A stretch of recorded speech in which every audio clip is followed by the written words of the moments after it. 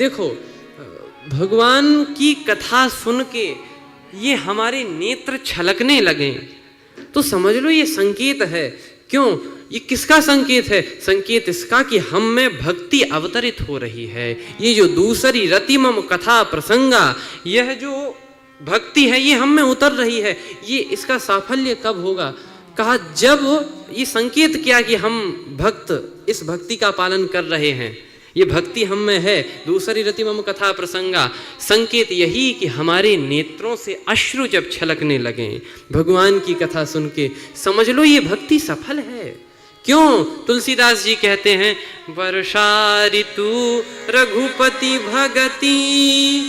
ये जो वर्षा की ऋतु है ये भगवान की भक्ति है। तो जब नैनों से वर्षा होने लगे, ये दो नयन कहियो नहीं मान, नदिया बहे जैसे सावन की। जिस प्रकार से सावन में जो वर्षा होती है उसे भक्ति कहा जाता है, इसी प्रकार से जो आँखों से वर्षा होती है इसे भी हम भक्ति ही माने। नैनों से प्रेम जल की वर्षा तभी तो होगी। क्या भाव है? ये आंख से अश्रु कब गिरते हैं? नैनों से प्रेम जल की वर्षा तभी तो हो। कब?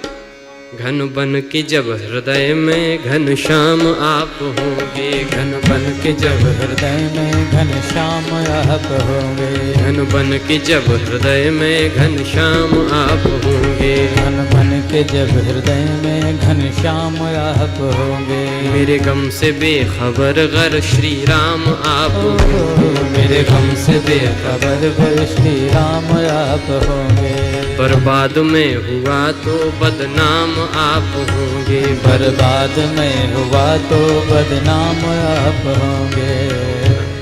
मैं राम नाम जप के फिर भी सहूंगा दुख तो। मैं ना राम नाम जप के फिर भी सहूंगा दुख तो। गुमनामियों से कैसे गुमनाम आप होंगे। गुमनामियों से कैसे गुमनाम आप होंगे। मेरे गम से बेखबर गर श्री राम आप। मेरे गम से बेखबर गर श्री राम आप होंगे। हाँ, मेरे गम से बेखबर गर श्री राम आप होंगे।